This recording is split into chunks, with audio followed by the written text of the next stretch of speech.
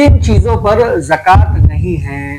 ज़रूरत असलिया जो हमारी ज़रूरत की चीज़ें हैं उस पर ज़कात नहीं है, जैसे रहने का मकान है या गाड़ी है या मोबाइल है, तो इस पर ज़कात नहीं है। इसी तरह से बहुत सारे कपड़े हमने पहनने की नीयत से लिए हैं तो उस पर भी ज़कात नहीं है।